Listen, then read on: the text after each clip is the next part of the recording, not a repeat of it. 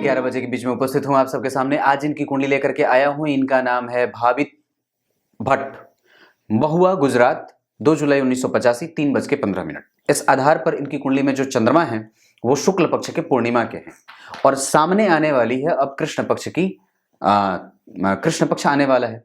ऐसी स्थिति में कि जब चंद्रमा पूर्णेंदु हो जाते हैं तो व्यक्ति को आलीशान बना देते हैं। व्यक्ति जो होता है वो कुछ भी करने से पहले निर्णय लेने में असमर्थ हो, दुराग्रही होता है, जिद्दी होता है, हठी होता है, शीघ्र निर्णय लेने में दिक्कत होती है, मशक्कत करनी पड़ती है, जीवन में दूर तक खींचना पड़ता है किसी भी तरीके से, यह स्थिति होती है। और वृषभ लग्न, स्थिर लग्न की राशि का निर्माण होना, लग्न से अष्टम भाव में चंद्रमा बैठे हैं, यह ठीक नहीं होता। पर चंद्रमा जिस राशि में बैठे हैं उस राशि का अधिपति स्वयं लाभेश इस कुंडली में अच्छे नहीं होते, नीच के होकर के बैठे हैं और उस पे बुध की दृष्टि है जो कि अकेला होकर के धन भाव की हानि कर रहा है। कैसे? एकमात्र ग्रह बुध होते हैं जो केवल लग्न में अगर बैठे हो अकेले तो अच्छे परिणाम करते हैं, अन्यथा अगर वो धन के अधिपति बने, भाग्य के अधिपति बने, पंचम के अधिपति बने, लाभ के अधिपति बने, लग्न के अधिपति बने और अकेले बैठ जाएं तो वो उस भाव की हानि कर देते हैं।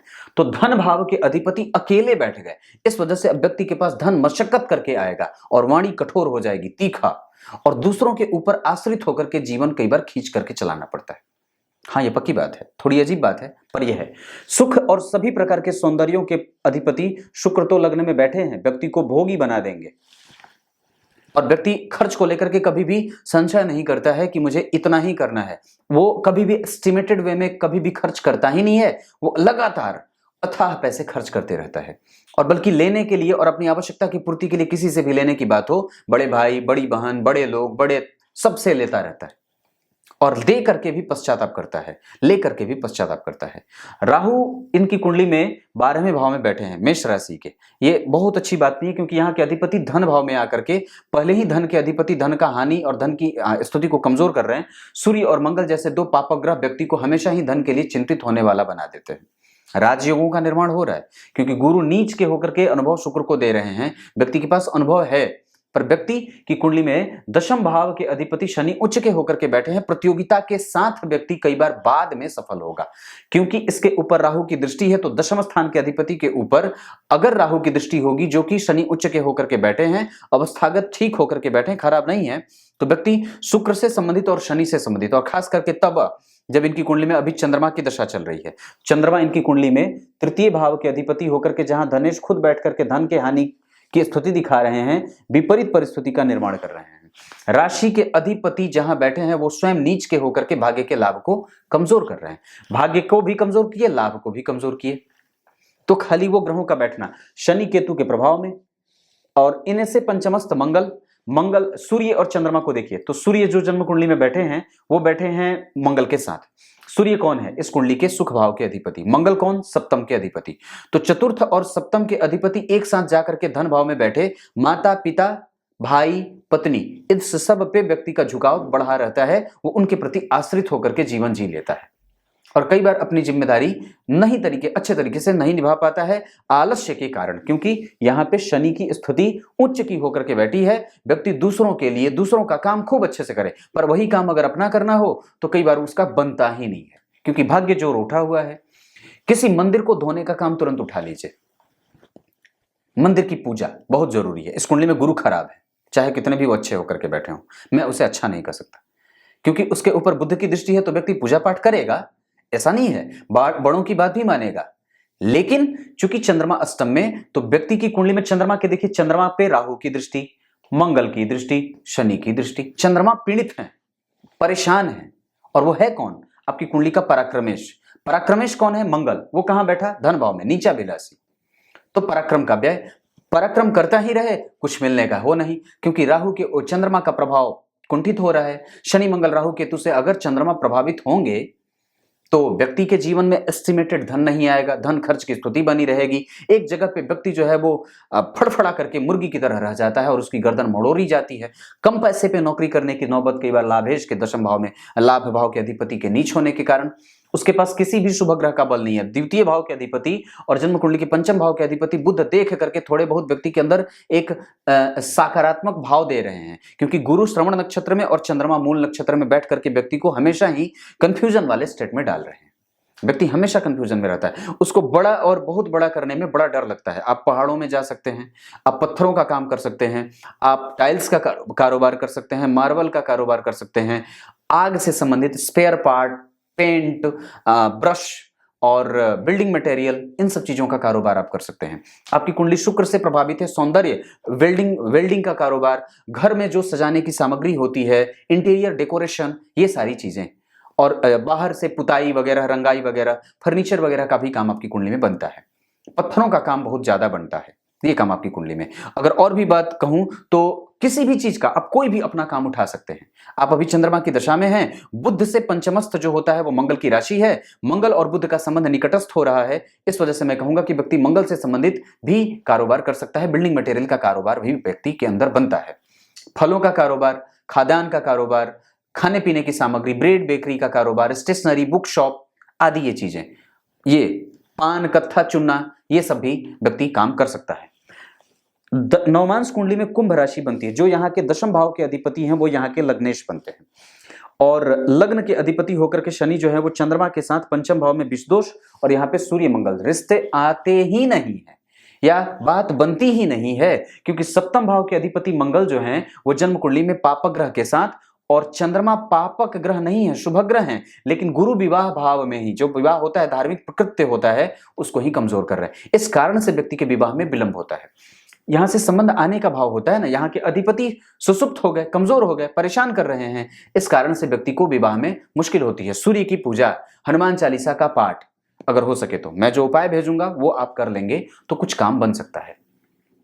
12वें भाव में शुक्र की स्थिति है, हो जाएगी, शादी है लेकिन कठिनाई से, और व्यक्ति को थोड़ा एक्टिव होना पड़ेगा। अभी व्यक्ति एक्टिव नहीं है, सुसुप्त है, शांत है, स्थिर है, वो बीमार है, बीमार सा है नहीं पर बीमार सा है, मन उसका चिंतित है, क्योंकि मन के ऊपर किसी भी एक चीज का फोकस ही नहीं है, वो कई जगहों पे भटका हुआ है। प्रमोशन के लिए भी व्यक्ति कई बार विचार नहीं करता है, बस ऐसे ही पड़ा रहता है। और शुक्र जन्म कुंडली में जरा गौर से देखिए तो शुक्र के ऊपर गुरु का प्रभाव है, जो कि अष्टम भाव के अधिपति हैं। वो हमेशा खाली सोचता ही रहे, हवाई किला तैयार करता रहे, ये करूंगा, ये होगा, ऐसा होगा, वैसा होगा, होता कुछ जाता नहीं है। एकमात्र ग्रह शुक्र केंद्र में बैठे हैं, 3 घर खाली, इस वजह से कुंडली का बल कमजोर। पंचम भाव के बाद नवम भाव कमजोर, पंचम भाव के अधिपति कमजोर, तो कुंडली को कमजोर होते हुए देख रहा हूं तो कुछ अच्छा कैसे बता सकता हूं। दशमांश कुंडली को गौर करिए तो चंद्रमा बहुत बढ़िया, सूर्य राहु के साथ, तो चलो ये तो ठीक है। तो व्यक्ति को जो है वो, मैंने कही बात फल वाली, वो काम कर सकता है, व्यक्ति फलों का बिजनेस कर सकता है, खाने पीने की सामग्री भी कर सकता है। आपकी कुंडली के आधार पर इंटीरियर डेकोरेशन, जल से संबंधित कारोबार और केमिकल आदि, या जो लिक्विड होते हैं, फिनाइल वगैरह, इन सब चीजों का भी कारोबार व्यक्ति कर सकता है। इतने सारे काम। मंगल और शुक्र एक साथ बैठ रहे हैं, व्यक्ति को मैथुन नहीं करना चाहिए, वीर्य की रक्षा करनी चाहिए, पुरुषार्थी होना चाहिए। शनि का प्रभाव, शनि मंगल का प्रभाव है, केतु का भी प्रभाव है, शनि मंगल राहु केतु का प्रभाव। इस वजह से भी कई बार व्यक्ति जो होता है वो एक ही जगह पे उलझ करके रह जाता है, प्रमोशन प्राप्त नहीं कर पाता। ये काम बनता है, विदेश जाना चाहिए, बाहर निकलिए। अगर यहाँ पे कुछ काम नहीं बन रहा है, अपने जन्म स्थान से जितनी दूर हो सके दक्षिण दिशा की तरफ आगे बढ़िए।